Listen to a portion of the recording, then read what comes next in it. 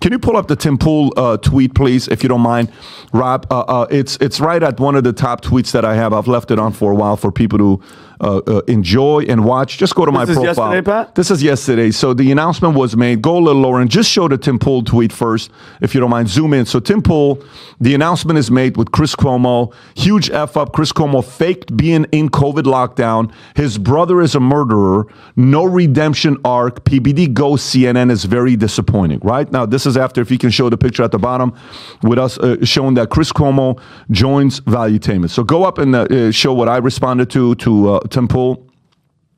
My response was, Tim, I trust capitalism. One of these days, the market will wake up and realize what our vision was all along. I'm extremely comfortable being misunderstood before the market validates our vision. I respect your impatience with our vision. In the meantime, keep kicking ass. Here's Tim Pool.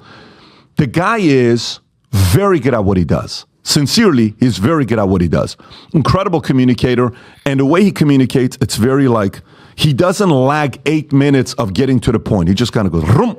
He goes like this. And he's just very, very good. We had him over at the house. One day we had on the podcast. I invited him over to the house. Afterwards, we fed his entire people. We sat down. We talked. Really enjoyed talking to this guy. And he invited me to one of his events that we went to. And I think we were there together, right? What a great experience. Down in Miami. What a great experience. Great event. He did it live. So I have no comments on what to say about Tim Pool. Tim, keep kicking ass. You're phenomenal at what you do. I respect your game. Let me kind of paint a picture of Chris Cuomo. Here's how I work. Since I was a kid, being raised in a manipulative gamesmanship environment of two parents divorcing and trying to see which kid is going to go to which side, and then escaping Iran, going to a refugee camp, coming to the States, going to the army, trying to figure out a way to get along with everybody while I'm Middle Eastern in the army. Everybody's black, Hispanic, white, and Puerto Rican. And who the hell is this Iranian guy? A lot of them had never met an Iranian before because they're from South Dakota, North Dakota, whatever all these other places are. I have to always watch and kind of size people up. I've been in a business of sizing people up for a long time. Then I go into sales, and then I go into insurance. And in the insurance business, you have to watch everybody because everybody's like, oh, you're so phenomenal, and flattery, and you learn about flattery bullshit, and you're so this and you're so that. No problem. Okay, sounds good. Then you go into insurance and you build a business, and you start working with people, and you see some people just want to use you and take advantage of you, and that's no problem. You learn that as well.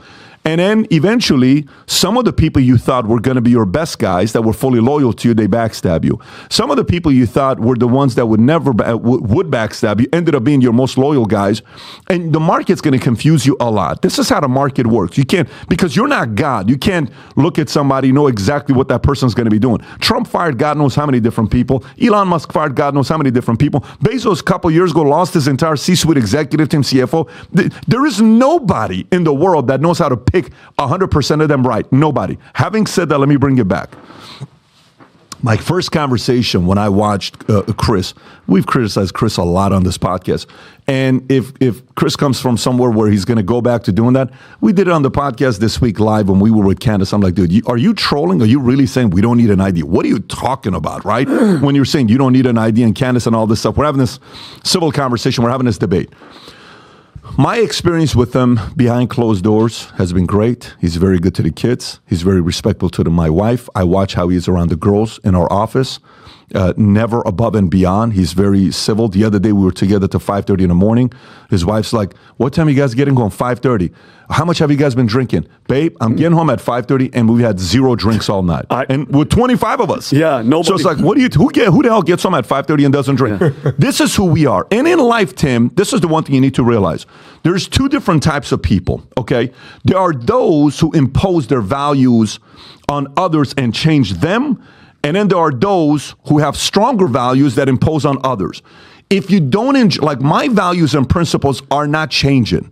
This is who I am. I'm not breaking. If you come into my environment and that makes you feel uncomfortable, you will not be in this environment long term. Meaning, if you don't do respect well, if you don't respect the women in the environment well, if you're somebody that drinks in front of me and you lose control and your lips are like this, if you're somebody that does drugs, if you're somebody that acts like a clown, if you're somebody that can't do debate, you're just not going to like me.